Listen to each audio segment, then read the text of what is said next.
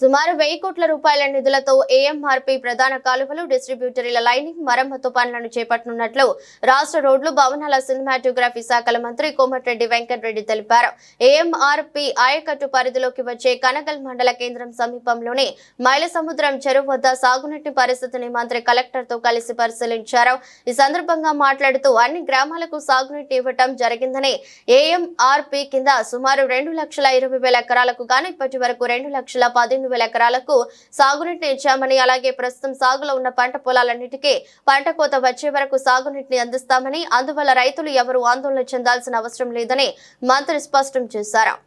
మైలసముద్రంతో పాటు టేలెండ్లో water correct వస్తలేదని చెప్పి ఒక్కొక్క 2, 3, 5, 6 గ్రామాలకే తప్ప చాలా గ్రామాల వరకు ఎక్కడ కూడా పంట ఎండిపోలేదు. అయినా సరే ఈరోజు అసెంబ్లీ హాలిడే కాబట్టి కలెక్టర్ గారితో కలిసి ఈ ప్రోగ్రాం పెట్టుకున్నాం. దాదాపు ఏఎంఆర్పీ కింద ఒరిజినల్ ఆయకట్టు 2,20,000 ఎకరాలు, ఇప్పుడు దాదాపు 2,15,000 వరకు రీచ్ అయింది.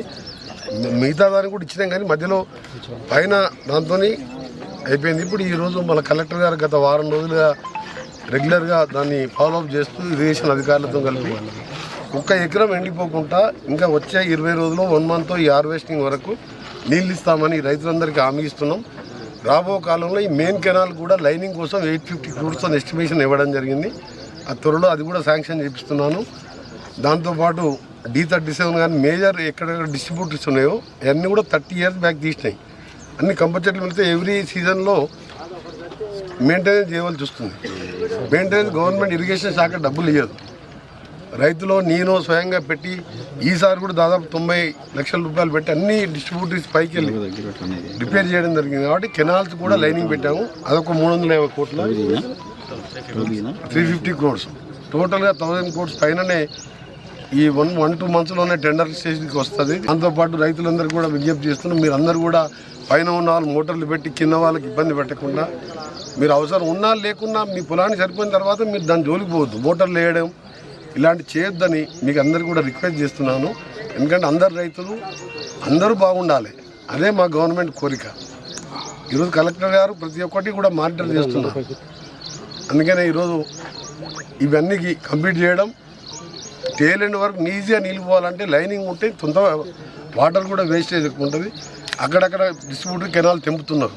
అందుకనే లైనింగ్ ప్రపోజల్తో పాటు మెయిన్ కెనాల్ కూడా మీకు తెలుసు 1988లో ఎన్టీ రామారావు సీఎంగా ఉన్నప్పుడు తీసిన మెయిన్ కెనాల్. రాష్ట్రంలో అంతటా లైనింగ్ అయినాయి. ఉత్తర తెలంగాణలో వరదకాలం 2 సార్లు లైనింగ్ చేసిన 20 years. అందుకని ఆ లైనింగ్ కూడా సీఎం గారు, ఇరిగేషన్ మినిస్టర్ మన జిల్లా వాడే ఉత్తమ్ కుమార్ రెడ్డి గారు కాబట్టి ఉత్తమ్ కుమార్ రెడ్డి గారు కూడా ఈ సందర్భంగా ధన్యవాదాలు తెలియజేసుకుంటూ ఆ లైనింగ్ కార్యక్రమాలు కూడా మొదలు పెడతాం. వచ్చే సీజన్ అది టెండర్ అయిపోయిన తర్వాత ఒక 6 monthsలోనే కంప్లీట్ చేసే విధంగా దాన్ని 2 parts చేస్తున్నాం.